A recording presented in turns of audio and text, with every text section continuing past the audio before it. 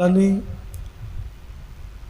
دنیا میں 2 جنتوں کی بشارت اس کو عطا کی ہے،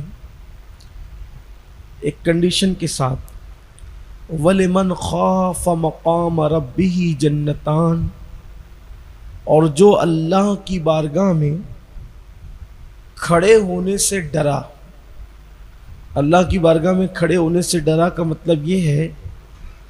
کہ جب اس کے سامنے کسی گناہ نے دعوت دی، جب اس کے سامنے کوئی گناہ کی لذت اس کو اپنی طرف مائل کرنے لگی اور پکارنے لگی، تو اس وقت یہ سوچے کہ میرا اللہ مجھے دیکھ رہا ہے، اور وہ اس تصور کے ساتھ گناہ چھوڑ دے، اللہ تعالیٰ اسے 2 جنتیں عطا فرمائے، ایک نہیں بلکہ 2 جنتیں عطا فرمائے گا۔ اللہ کے نزدیک نیکیوں پر وہ بشارت نہیں ہے، یعنی آدمی جو نیک کام کرتا ہے، صدقہ دے اور رستے سے تکلیف دینے والی چیز کو ہٹا دے وغیرہ وغیرہ،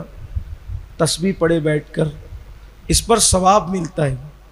لیکن اگر انسان گناہ چھوڑ دے، اللہ کے نزدیک گناہ چھوڑنے کی بڑی اہمیت ہے۔ اگر انسان اس تصور کے ساتھ کہ میرا اللہ مجھے دیکھ رہا ہے گناہ چھوڑ دے، تو اللہ نے اس کے ساتھ ڈائریکٹ جنت کا وعدہ فرمایا، اور اللہ نے جس سے جنت کا وعدہ کر لیا، پھر قیامت میں اس کا حساب بھی نہیں ہونا ہے، انشاءاللہ وہ بے حساب جنت میں جائے گا۔ آج جس تیزی کے ساتھ قوم مسلم گناہوں کی طرف بڑھ رہی ہے، جرائم کی طرف بڑھ رہی ہے، بہت افسوس ہوتا ہے یہ دیکھ کر کہ لوگ داڑیاں بھی رکھ رہے، ایک حد تک مسجدیں بھی بھری ہوئی ہیں، لیکن گناہ کا جو معاملہ مسلم معاشرے سے کم ہونا چاہیے یا ختم ہونا چاہیے،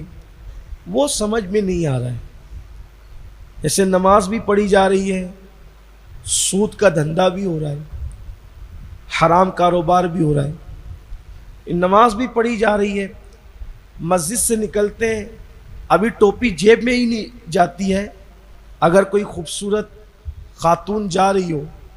تو اس پر پاپ کی نظر بھی ڈالی جا رہی ہے، لڑکے لڑکوں کے ساتھ بدفعلیاں بھی کر رہے ہیں، اسی طریقے سے کسی کا لے کر کے لوگ ہڑپ بھی کر جا رہے ہیں، اسی طرح سے کوئی کسی کا پیسہ لے کے بھاگ رہا ہے، معاذ اللہ لڑکیوں کو لے کر کے بھاگ رہے ہیں۔ یعنی یہ سب چیزیں جو ہو رہی ہے، اس کا مطلب یہ ہے کہ نماز کا، عبادتوں کا جو اثر ایک مسلمان کے دل پہ ہونا چاہیے، یا اللہ کا خوف جو ایک مسلمان کے دل میں ہونا چاہیے، وہ ہمارے دلوں میں اب تک آیا نہیں ہے۔ اور جو نیک عمل کرے اور نیک عمل کا اثر اس کی زندگی میں ظاہر نہ ہو، سمجھ لے کہ وہ منافقت کر رہا ہے، عبادت نہیں کر رہا ہے، وہ منافقت کر رہا ہے۔ اس لیے کہ عبادت کا اثر انسان کے کردار پر آنا چاہیے، اس کے چہرے پر، اس کی آنکھوں پر۔ ایک آسان سی مثال آپ کو سمجھاؤں، اگر کوئی بندہ لوم چلاتا ہے تو اس لوم چلانے کا اثر صاف اس کے پورے جسم سے ظاہر ہوتا ہے۔ لوم چلانے والا جب لوم چلا کر کے باہر نکلے گا تو اس کے کپڑوں پر وہ جو دھاگے، کپاس وغیرہ وغیرہ۔ اسی طرح کوئی بندہ لوہار ہے تو لوہار کا کام کر کے وہ نکلا تو اس کے چہرے پر وہ بھٹی کے آثار ہوں گے۔ کوئی چکی چلاتا ہے، آٹے کا اثر نظر آئے گا۔ یعنی جو بھی کام انسان کرتا ہے اس کا اثر اس کے وجود پر، اگر اس نے ایمانداری سے کام کیا تو اس کا اثر اس کے وجود پر نظر آتا ہے۔ میں حیران ہوں، چکی چلاتے ہو تو اس کا اثر تم پر دکھ رہا ہے، لوم چلاتے ہو تو اس کا اثر دکھ رہا ہے، سفر سے آئے ہو تو اس کا اثر دکھ رہا ہے، عبادت کا اثر کیوں نہیں ہے؟ اس کا مطلب یہ کہ ہم عبادت کر نہیں رہے، عبادت کے نام پہ چٹنگ کر رہے ہیں۔ اگر ہم عبادت کر رہے ہوتے تو اس کا اثر ہم پر ظاہر ہوتا۔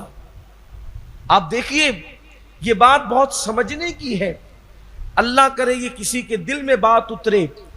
اس کا مطلب یہ ہے کہ ایمان کی حلاوت اور ایمان کی لذت ابھی تک شاید ہمارے دلوں کے اندر نہیں اتری، یا یوں کہہ لیجئے کہ ہم مسلمان تو ہو گئے، ابھی تک مومن نہیں ہو سکے۔ اس لیے کہ کچھ لوگوں نے ظاہری کلمہ پڑھا تھا تو انہوں نے کہا تھا مومن ہو گئے، تو اللہ نے سورہ حجرات میں فرمایا ان کو کہو کہ ابھی تم مسلمان ہوئے، ابھی تم مومن نہیں ہوئے۔ مومن تو وہ ہے کہ جس کے حلق کے اندر اس کے دل میں ایمان اتر جاتا ہے، اور پھر اس کی شان یہ ہوتی ہے وہ چلتا بھی ہے تو نظر آتا ہے کہ مومن چل رہا ہے، وہ بیٹھتا بھی ہے تو شان یہ ہوتی ہے کہ مومن بیٹھ رہا ہے، وہ بولتا بھی ہے تو مومنانہ شان کے ساتھ بولتا ہے۔ دلوں کے اندر وہی کینے، دلوں کے اندر وہی بغض، دلوں کے اندر وہی عداوت، دلوں کے اندر وہی حسد، یہ دلوں کا حال ہے۔ اس کے بعد کردار اور کیریکٹر سب کے سامنے ہے۔ میرے آقا صلی اللہ علیہ وآلہ وسلم کے دیوانوں، رشوت مسلمان کھا رہا ہے، رشوت مسلمان لے بھی رہا ہے، مسلمان دے بھی رہا ہے، سود مسلمان لے بھی رہا ہے، مسلمان دے بھی رہا ہے۔ یعنی کہ زندگی کے اندر گناہ